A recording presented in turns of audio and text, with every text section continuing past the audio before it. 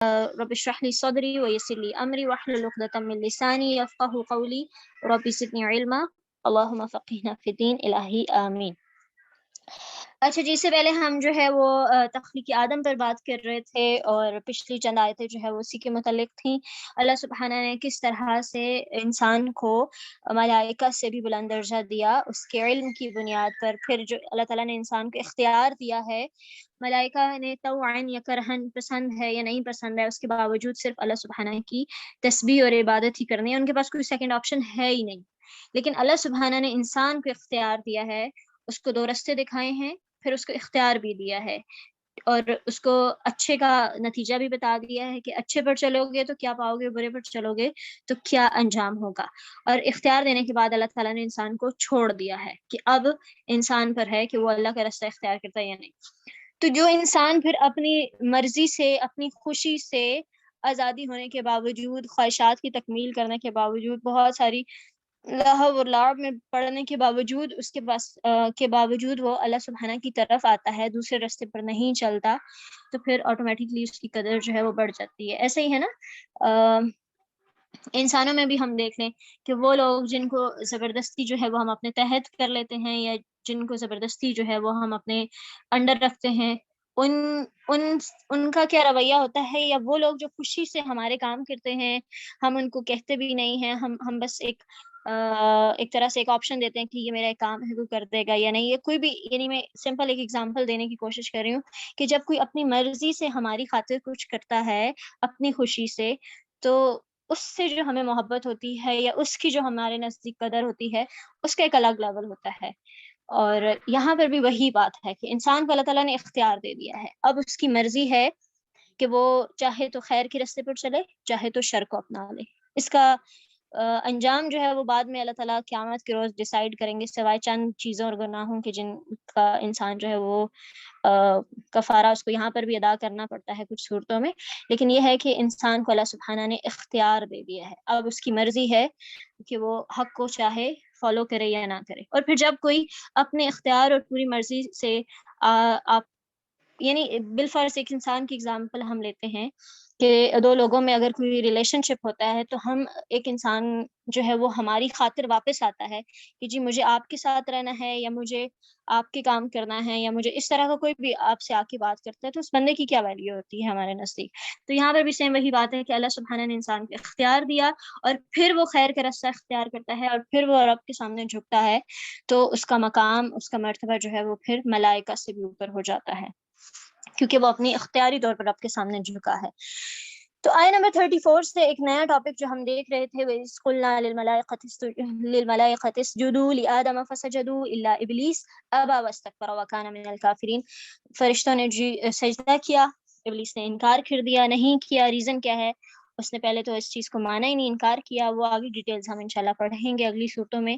واستکبر، اور پھر اس نے تکبر کر دیا، اور وہ اللہ تعالیٰ کیا کہہ رہے ہیں، وہ انکار کرنے والوں میں سے، کافروں میں سے ہو گیا. آگے جی آیہ نمبر 35 ہے، وَقُلْنَا يَا آدَمُ اسْكُنْ أَنْتَ وَزَوْجُكَ الْجَنَّةَ.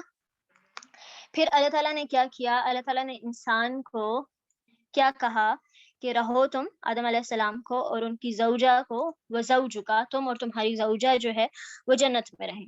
کرنا کیا ہے تم دونوں نے؟ تم دونوں کھاؤ با فراغت، جو چاہیے جہاں سے چاہیے کھاؤ، حیث شئتما، جہاں سے تم چاہو. بس ایک کام نہیں کرنا، ولا تقربا هذه الشجرة، ایک درخت کا بتا دیا کہ اس کے قریب نہیں جانا. پھر ہمارے ہاں یہ بحثیں کی جاتی ہیں، جی وہ گندم کا درخت تھا، جی وہ سیب کا درخت تھا، انہوں نے کیا کھا لیا تھا، ان کو کیا مسئلہ ہوا تھا، ان کو کیوں جنت سے نکالا گیا تھا. ان چیزوں میں ہمیں نہ تو پڑھنے کی ضرورت ہے، نہ قرآن ہمیں ان چیزوں میں الجھاتا ہے. اصل چیز کیا ہے یہاں سے لینے کی، وہ کیا ہے کہ اللہ سبحانہ نے ان کو ایک درخت کے قریب جانے سے منع کر دیا.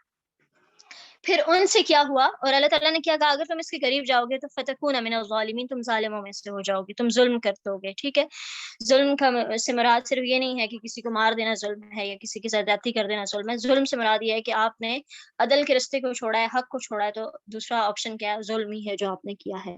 تو یہاں پر اللہ تعالیٰ نے کیا کر دیا، یہ سب کرو آزاد، سوائے اس درخت کے.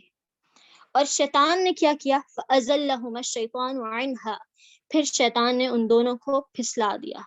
کہاں سے پھسلایا؟ اس ایک درخت سے. ہمارا بھی کیا مسئلہ ہوتا ہے، ہم کیا کرتے ہیں کہ جب ہمیں ہمیں ہمیں کہا جاتا ہے کہ یہ تمہارا ہے، یہ چیز بس اس کو تم نے نہیں چھیڑنا. امی کہتی ہیں کہ یہ ساری چیزیں یہ پڑی ہوئی ہیں، تم لوگوں کو کچھ چاہیے ہوا ان میں سے لے لینا. اس الماری کو خبردار کسی نے کھولا، اور ہم کہتے ہیں اسی الماری کو ہم نے کھولنا ہے، اس میں کیا ہے. تو یہ جو کیوریوسٹی ہے اور یہ تجسس ہے، اللہ تعالیٰ بھی منع کرتے ہیں قرآن کے اندر کہ ولا تجسس، جو تجسس ہوتا ہے نا، اور تو یہ انسان کو خراب کرتا ہے. شیطان نے بھی ان کو کہاں سے پھسلایا؟ اسی درخت سے. اور ان کو شیطان نے کیا کہا؟ آگے 9ویں پارے میں ہم پڑھیں گے کہ اس درخت کو تم کھا لو گے تو تمہیں ہمیشہ کی زندگی مل جائے گی اور تمہیں جنت الخلد مل جائے گی. اس طرح کے وہ ان کو بہکاوے دیتا ہے کہ یہ درخت سے تمہیں اس لیے دور رکھا گیا. تو پھر انسان جو ہے وہ تجسس میں پڑتا ہے، تو وہ پھر کیا کرتا ہے؟ وہ اس چیز کی طرف جاتا ہے جس سے اللہ تعالیٰ نے اس کو منع کیا ہوتا ہے، جہاں پر اللہ تعالیٰ نے اس کے لیے حدود لگائی ہوئی ہوتی ہیں. تو ہم بھی زندگی میں ایسے ہی کر رہے ہوتے ہیں، جن چیزوں سے اللہ تعالیٰ نے ہمیں منع کیا ہوا ہوتا ہے انہی چیزوں میں ہمیں زیادہ اٹریکشن فیل ہوتی ہے، انہی میں ہمیں زیادہ کیوریوسٹی لگتی ہے، اور ہمیں لگتا ہے کہ میرے لیے ساری خیر انہی چیزوں میں رکھ دی گئی ہے. تو اللہ سبحانہ نے ہمیں کچھ چیزوں سے منع کیا ہے، اس کے ریزنس ہیں، وہ ہمیں اس وقت نہیں سمجھ آتے. بعض دفعہ تو پوری زندگی گزار کے ہمیں نہیں سمجھ آتی کہ اللہ نے ان چیزوں سے کیوں منع کیا ہے. تو یہاں پر بھی ان کی آزمائش کس سے ہوئی؟ جس ایک چیز سے اللہ سبحانہ نے ان کو روکا تھا. پھر کیا ہوا؟ فَأَزَلَّهُمَا الشَّيْطَانُ عَنْهَا فَأَخْرَجَهُمَا مِمَّا كَانَ فِيهِ. اور پھر ان کو شیطان نے پھسلا دیا، وہ پھسل گئے، انہوں نے اس درخت کو کھا لیا یا اس کے قریب چلے گئے، یہ نہیں بتایا قرآن نے، لیکن وہ ان کی آزمائش ہو گئی. پھر کیا ہوا؟ پھر اس نے نکلوا دیا ان دونوں کو. کس نے؟ شیطان نے نکلوا دیا آدم علیہ السلام کو اور حوا علیہ السلام کو، مما اس میں سے جو کانو وہ تھے، جس میں، کس میں تھے جی؟ جنت میں تھے. اور پھر آگے اللہ تعالیٰ نے کیا، اچھا پھر یہاں پر بھی ایک بڑا ہوتا ہے کہ آدم علیہ السلام اس درخت کے قریب نہ جاتے تو آج سارے ہم جنت میں ہوتے. اور اس پر بڑے اشعار بھی اس طرح کے ہیں جی، باپ، ہمارے باپ یعنی آدم علیہ السلام کے متعلق کہ ان کی ایک کوتاہی سے ساری دنیا میں، یعنی سب انسان جو ہے وہ دنیا میں آ گئے ہیں، نہیں تو ہم جنت میں ہوتے. مجھے اب ایگزیکٹ شعر نہیں یاد، لیکن اس طرح کا شعر میں نے خود پڑھا ہے کہیں. تو یہاں پر کیا پتہ چلتا ہے کہ انسان کو جنت کے لیے نہیں بنایا گیا تھا. پیچھے سے ہم نے پڑھا ہے کیا ہے جی، وہ پچھلی آیتوں میں کیا پتہ چلتا ہے؟ انی جاعل فی الارض خلیفہ. پیچھے اللہ تعالیٰ نے کلیئر کر دیا ہے کہ اللہ تعالیٰ نے انسان کو زمین پر خلیفہ بنا کر بھیجا تھا، جنت کا خلیفہ نہیں بنایا تھا. یہ تو وقتی آزمائش تھی. تو وہاں سے جو ہے آدم علیہ السلام کو زمین پر بھیج دیا گیا، اور کیا کہا گیا؟ وَقُلْنَا اهْبِطُوا بَعْضُكُمْ لِبَعْضٍ عَدُوٌّ. پھر اللہ تعالیٰ نے یہ بھی ساتھ میں بتا دیا کہ اتر جاؤ زمین میں، اور تمہارے بعض تمہارے دشمن ہوں گے. یعنی انسان کا بھی دشمن ہوگا، اور انسانوں کا دشمن شیطان بھی ہوگا. تو اللہ تعالیٰ نے کیا کہا کہ زمین میں اتر جاؤ اور تم لوگ آپس میں دشمن ہوگے. اور تمہارے لیے پھر آگے اللہ تعالیٰ نے کیا کہا؟ بے سر و سامان نہیں اتار دیا، سزا کے طور پر وہ نہیں کیا، بلکہ کیا کہا؟ تمہارے لیے زمین میں جائے قرار ہے، رہنے کی جگہ ہے، وَمَتَاعٌ إِلَىٰ حِينٍ. اور ایک فائدہ اٹھانا ہے زمین سے ایک وقت تک، ایک خاص مدت تک، یعنی زمین میں بھی ہمیشہ نہیں رہنا. پھر اگلی آیت جو آیت نمبر 37 ہے، فَتَلَقَّىٰ آدَمُ مِن رَبِّهِ. یہاں پر آدم علیہ السلام سے اوپر ایک غلطی ہوئی ہے. انہوں نے اللہ تعالیٰ کے حکم کی جانے انجانے میں جو بھی ہے شیطان نے پھسلایا ان سے، اللہ تعالیٰ کے حکم عدولی ہو گئی، وہ اس درخت کے قریب چلے گئے. پھر کیا ہوا؟ پھر اللہ تعالیٰ نے ان کو کچھ کلمات سکھائے جن سے انہوں نے توبہ کی، اور وہ کیا آتے ہیں؟ ربنا ظلمنا انفسنا وان لم تغفر لنا وترحمنا. کیا دعا ہے وہ؟ کسی کو یاد ہے؟ نبیلہ یا عائشہ کسی کے ذہن میں ہے؟ ایک دم میرے ذہن سے اڑ گیا. یہی ہے جو آپ پڑھ رہی ہیں، ربنا ظلمنا انفسنا وان لم تغفر لنا وترحمنا لنکونن. بالکل جی، ربنا ظلمنا انفسنا وان لم تغفر لنا وترحمنا لنکونن من الخاسرین. کہ اللہ سبحانہ ہم نے اپنی جانوں پر ظلم کیا ہے، اگر آپ نہ ہمیں معاف کریں گے، اگر آپ نہیں ہمیں بخشیں گے تو ہم تو پھر نقصان اٹھانے والے ہو جائیں گے. یہاں پر بھی ایک چیز سمجھ میں آتی ہے، شیطان سے غلطی ہوئی، اس نے انکار کیا. اگلی سورہ اعراف کے اندر جب ہم آگے جا کر پڑھیں گے، وہاں پر آتا ہے کہ شیطان نے کہا کہ یہ تو آپ کی وجہ سے ہوا ہے، اللہ تعالیٰ آپ نے کیوں اس کو پیدا کیا ہے؟ آپ یعنی وہ اپنی غلطی کا اعتراف کرنے کی بجائے وہ الزام دوسروں کو دے رہا ہے. زندگی میں ہم بھی یہی کر رہے ہوتے ہیں، ہم سے غلطیاں ہوتی ہیں، ہم یعنی ہم یاد کریں تو کبھی بھی ہم نے پہلی باری میں اپنی غلطی نہیں مانی کہ اوکے فائن مجھ سے غلط ہو گیا ہے، میں نے غلط کر دیا. ہم پہلے 10-15 تعویلیں دیتے ہیں، پھر نہیں چلتی تو ایٹ دا اینڈ ہم کبھی کبھار مان بھی لیتے ہیں کہ ہاں چلو غلط ہو گیا. دوسری طرف ہم دیکھتے ہیں آدم علیہ السلام سے، ان سے بھی نافرمانی ہوئی ہے، ایک شیطان سے ہوئی ہے، اس نے ابا واستکبرا کیا ہے، ایک ان سے بھی نافرمانی ہوئی ہے۔ انہوں نے کیا کیا؟ انہوں نے توبہ کی، انہوں نے اللہ سبحانہ سے توبہ کے کلمات سیکھے، اور پھر کیا ہے؟ فتح علیہ، پھر وہ ان پر مہربان ہوا۔ کون؟ اللہ سبحانہ آدم علیہ السلام پر مہربان ہوئے۔ انہ هو التواب الرحیم، اور وہ بہت ہی توبہ قبول کرنے والا، نہایت رحم کرنے والا۔ یہ کتنا خوبصورت تعلق ہے ایک اللہ سبحانہ کے ساتھ انسان کا۔ انسان غلطی کرتا ہے اللہ تعالیٰ کی، نافرمانی کرتا ہے اللہ تعالیٰ کی، پھر اللہ تعالیٰ ہی اس کو توبہ کے الفاظ سکھاتے ہیں، پھر اللہ تعالیٰ اس کو کہتے ہیں کہ دیکھو یہ پڑھ لو، یہ توبہ کر لو، اپنی غلطی کو سمجھ لو، دیکھو میں تمہیں معاف کر دوں گا۔ یعنی اتنا خوبصورت ریلیشن شپ آپ کا کسی کے ساتھ ہوتا ہے۔ ہم ماں باپ کی نافرمانی کرتے ہیں یا کسی کی بھی کرتے ہیں تو وہ ہمیں آ کر یہ نہیں بتاتے کہ دیکھو میرے سے ایسے ایسے سوری کر لو، میں فوراً مان جاؤں گا۔ اللہ تعالیٰ ہمیں سکھا بھی رہے ہیں، اچھا ٹھیک ہے تم سے غلطی ہوئی ہے، یہ چند کلمات ہیں، ان کو پڑھو، ان سے اللہ تعالیٰ کی مغفرت طلب کرو، اور پھر آگے اللہ تعالیٰ کیا کہہ رہے ہیں؟ وہ پھر مہربان ہوا اور بہت توبہ قبول کرنے والا اور نہایت رحم کرنے والا ہے وہ۔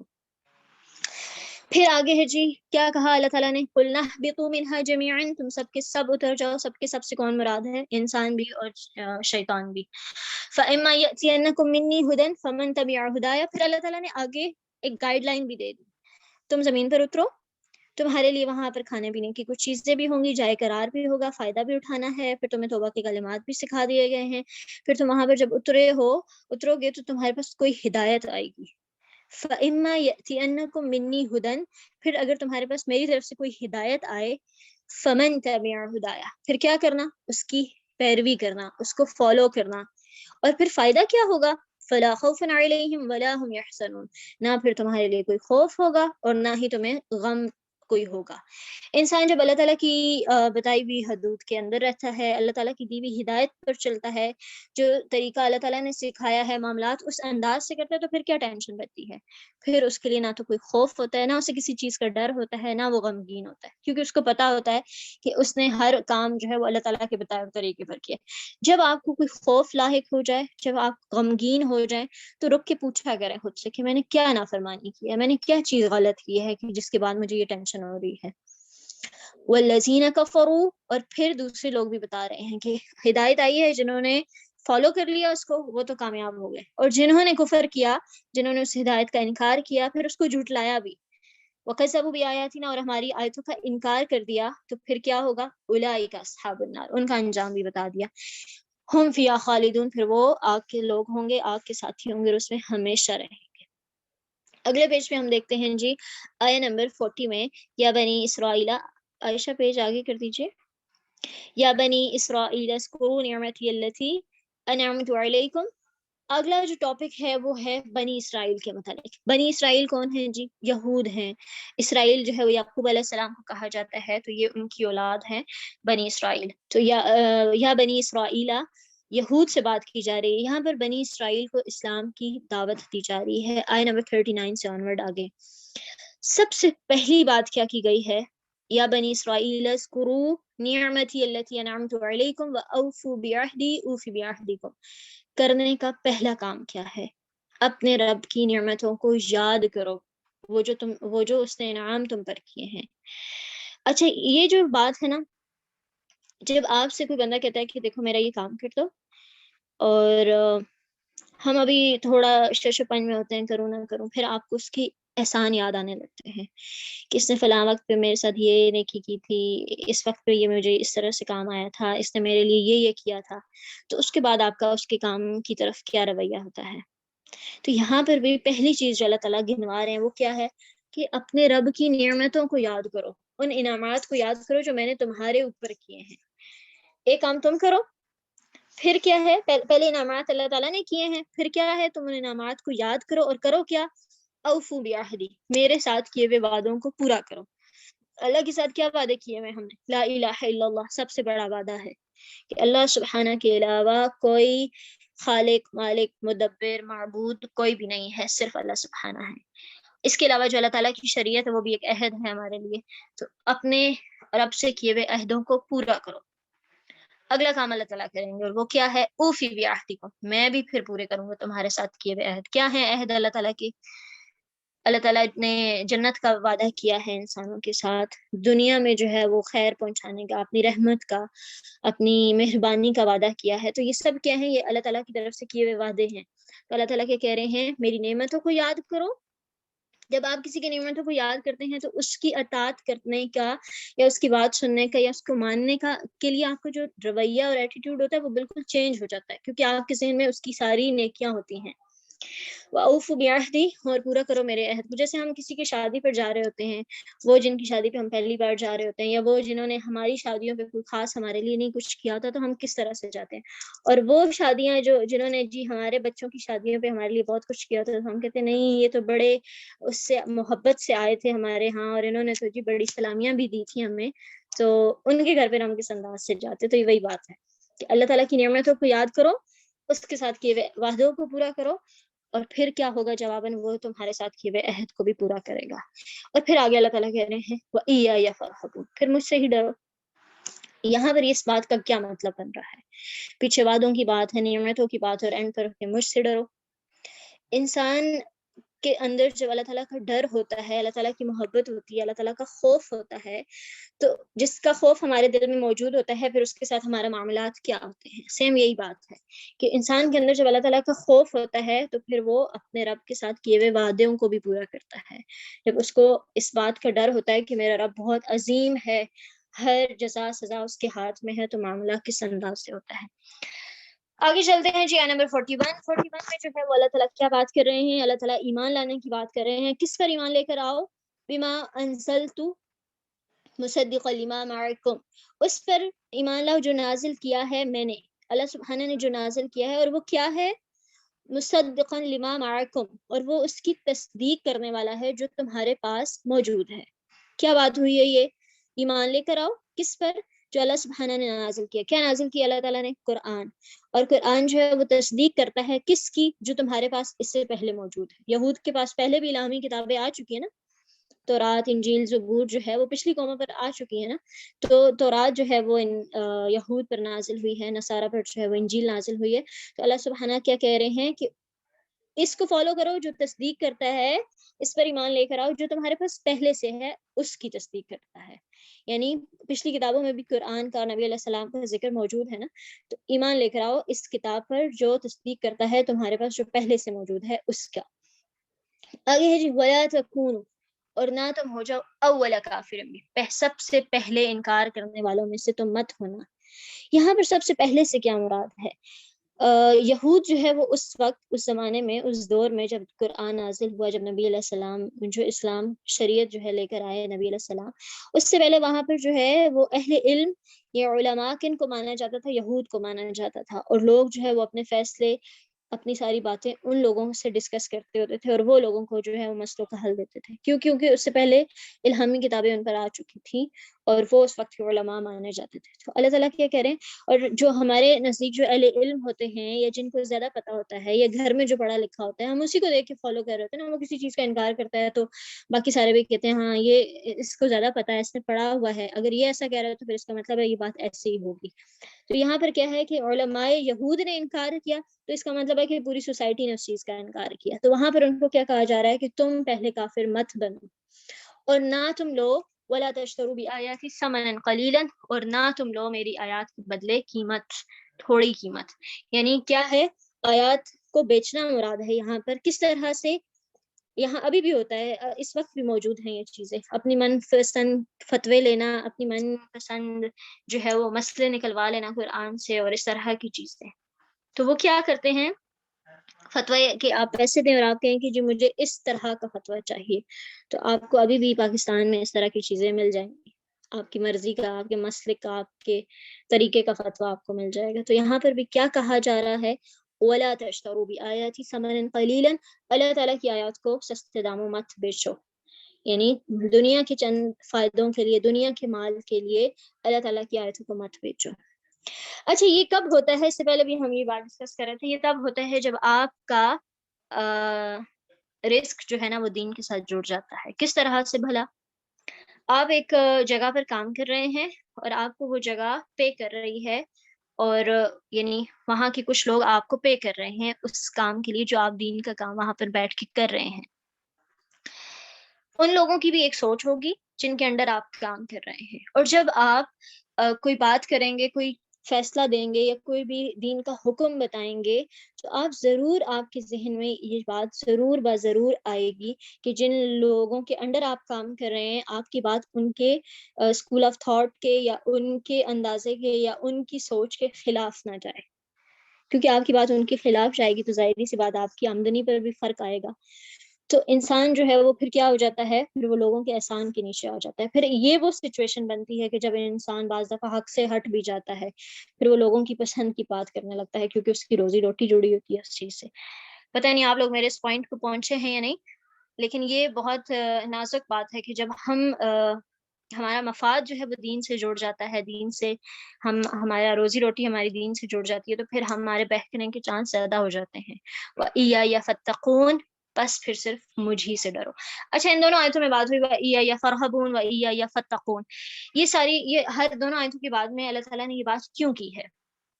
جب آپ اللہ سے ڈر رہے ہوں گے تو پھر آپ اللہ کی نعمتوں کو بھی یاد کریں گے، پھر آپ اللہ سے کیے ہوئے وعدوں کو بھی پورا کریں گے. جب آپ کے اندر اللہ کا خوف ہوگا تو آپ کی کتابوں میں موجود ہے اللہ سبحانہ، نبی علیہ السلام کا ذکر، دین کا ذکر. تو جب آپ کے اندر اللہ تعالیٰ کا خوف موجود ہوگا تو آپ پھر حق کی تصدیق بھی کریں گے. اور جب آپ کے اندر اللہ کا خوف موجود ہوگا تو آپ حق کو جب پہچان جائیں گے تو اس کا انکار نہیں کریں گے، اللہ کی آیتوں کو بیچنے والے نہیں ہوں گے. تو تقوی بہت ضروری ہے اپنے آپ کو درست رکھنے کے لیے. آگے جو ہے آیت نمبر 42 میں جو ہے وہ بات کیا کی جا رہی ہے، پھر تم کیا نہ کرو، وَلَا تَلْبِسُوا الْحَقَّ بِالْبَاطِلِ، حق معلوم ہونے کے باوجود اس کو مت چھپا، اس کو باطل میں مت گڑمڑ کرو، صرف اپنے مفاد کے لیے، صرف اپنی کرسی بچانے کے لیے یا صرف اپنی رشتہ داریاں بچانے کے لیے کہ کہیں لوگ مجھ سے متنفر نہ ہو جائیں، کہیں میں ان کو حق بتایا تو لوگ جو ہے وہ میرے خلاف نہ ہو جائیں. اچھا، اس میں بھی دو ایکسٹریم ہوتی ہیں. ایک یہ کہ ہم بالکل حق کو چھپا لیتے ہیں اپنی دنیا کے فائدوں کے لیے کہ کہیں میرے معاملات خراب نہ ہو جائیں، اب میں یہاں سے ایسی باتیں پڑھ کر جاؤں جو میری فیملی میں ہو رہی ہیں جبکہ قرآن اس کے خلاف بات کر رہا ہے، تو میں یہ بات جا کر فیملی میں بتاؤں گی تو obviously میرا انکار کیا جائے گا اور میرے سے میری بات کو برا منایا جائے گا. ایک یہ ایکسٹریم ہے ہم حق کو چھپا دیں. ایک یہ ایکسٹریم ہے کہ میں نے اب حق پڑھا ہے تو اب میں نے ہر ایک کو بتانا ہے، پھر چاہے وہ حق دوسرے کو چیر پھاڑ کے کیوں نہ رکھ دے اور چاہے وہ حق جو ہے وہ رشتوں کو توڑنے کا سبب کیوں نہ بن جائے. حکمت بہت ضروری ہے یہاں پر، کون سی بات کب کس انداز میں کس طرح سے کرنی ہے. تو یہ دو ایکسٹریم ہیں، جبکہ دین اعتدال کا نام ہے. حق بیان کریں، حق کو چھپائیں نہیں، حق جو پتہ ہے، جو سچ ہے، جو درست بات ہے اس کو بتانے کی آپ کے اندر جرت ہونی چاہیے. لیکن طریقہ کیا ہو، پھر وہ طریقہ آپ کو سنت سے سیکھنا پڑے گا کہ انداز اور طریقہ حکیمانہ ہو. پھر آگے کیا ہے، اور نہ تم چھپاؤ حق کو وانتم تعلمون. اور انسان کب ایسے کرتا ہے جب وہ حق اور باطل کو مکس کر دیتا ہے یا حق کو چھپانے لگتا ہے، جب اس کو پتا ہوتا ہے اور جب کچھ ریزنز اس کے دماغ میں ہوتے ہیں. جیسے میں نے بات بھی کی کہ بعض دفعہ انسان کا مفاد جڑا ہوا ہوتا ہے، وہ حق بتائے تو اس کے مفاد کو نقصان ہو جاتا ہے، اس لیے وہ نہیں بتاتا پھر حق. آگے جو ہے وہ اللہ تعالیٰ کے حکم دے رہے ہیں وَأَقِیمُوا الصَّلَاةَ وَآتُوا الزَّکَاةَ وَارْکَعُوا مَعَ الرَّاکِعِینَ. پہلا کام کرنے کا کیا ہے کہ نماز کو قائم کرو، نماز پڑھو نہیں، قائم کرو. نماز کو قائم کرنے سے کیا مراد ہے؟ نماز اپنے وقت پر ادا کی جائے، نماز کا جو اول وقت ہے اس میں ادا کی جائے، جو اس کا مسنون طریقہ ہے، نبی علیہ السلام جس طریقے سے سکھا کر گئے ہیں اس کے مطابق پڑھی جائے، اور جتنے بھی سنن ہیں اس کے جتنے بھی طریقہ ہے، صاف ستھرا لباس ہو، خشوع خضوع ہو، دل بھی جھکا ہوا ہو، جسم بھی جھکا ہوا ہو، جو پڑھ رہے ہوں معلوم ہو. کل بھی ہم اس پر بات کر رہے تھے کہ تفکر ہو، اللہ تعالیٰ سے جو کہہ رہے ہیں اس پر غور و فکر کریں کہ میں اپنے رب کا کو یاد کرتے ہوئے کہہ کیا رہی ہوں. ہم نے ایک رٹی رٹائی نماز پڑھی ہوئی ہے، ہمیں نہیں پتا. اپنے لیے ایک ٹارگٹ رکھیں. کل بھی میں اپنی کلاس کو کہہ رہی تھی کہ آپ لوگ نماز کی کتاب لے لیں اور کوشش کریں کہ اس کا ترجمہ پڑھیں کہ میں جو نماز پڑھتی ہوں دن میں 5 باری پڑھ رہی ہوتی ہوں، پڑھتی کیا ہوں اس میں. اگر آپ کو پتہ چلے کہ میں اپنے رب کے سامنے کھڑے ہو کر یہ مانگتی ہوں تو آپ کی نمازوں میں بہت فرق آئے گا. جیسے ہم نے الفاتحہ پڑھی، ہم ساری زندگی پڑھ رہے ہیں، 3 گروہوں کی بات کر رہے ہیں، اللہ سے کہہ رہے ہیں کہ ہم آپ کی عبادت کرتے ہیں، آپ سے مدد چاہتے ہیں، لیکن ہمیں پتہ نہیں تھا کہ ہم کیا پڑھ رہے تھے اس میں.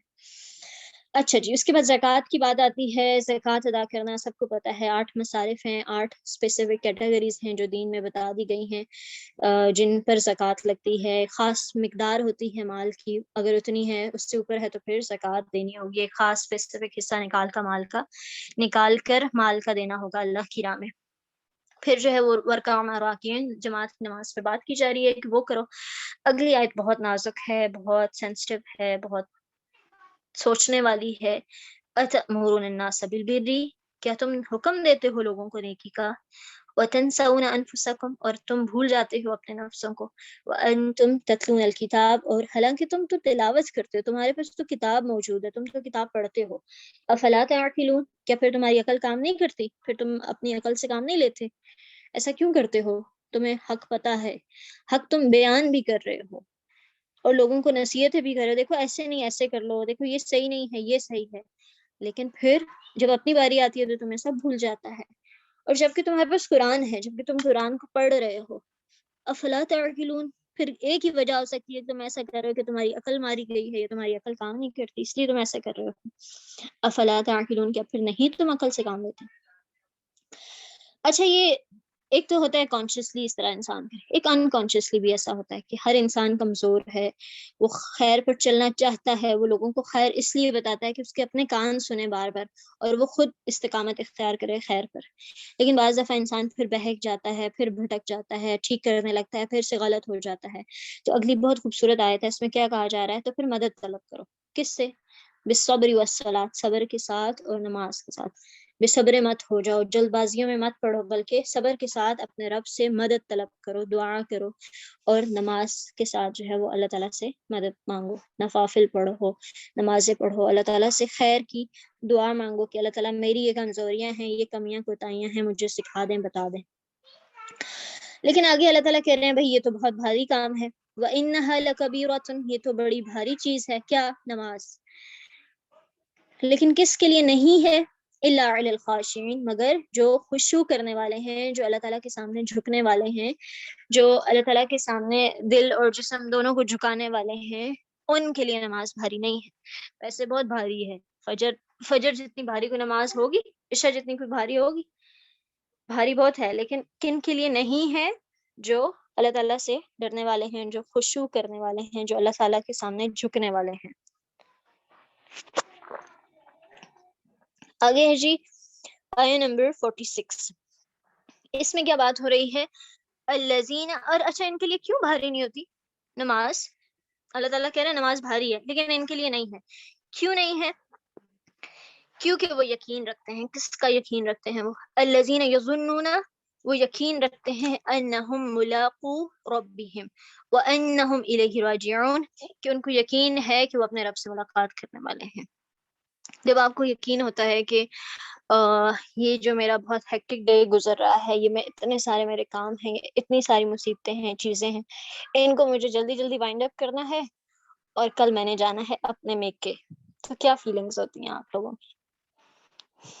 شادی شدہ جو لوگ ہیں ان سے ہی میں پوچھ لیتی ہوں، تو کیا وہ جو ملاقات کی خوشی ہوتی ہے وہ اس کام کو بھی آسان کر دیتی ہے نا؟ انسان جلدی جلدی چیزیں وائنڈ اپ کرتا ہے، تیزی سے کام کرتا ہے، کیوں؟ کیونکہ اس کو اپنے کسی عزیز سے ملنے کا، کسی قریبی سے ملاقات کا یقین ہوتا ہے۔ تو یہاں پر بھی کیا ہے کہ وہ اس بات کا یقین رکھتے ہیں کہ انہیں اپنے رب کے پاس جانا ہے اور انہیں اپنے رب کی طرف لوٹنا ہے، تو پھر یہ بھاری نماز بھی ان کے لیے آسان ہو جاتی ہے۔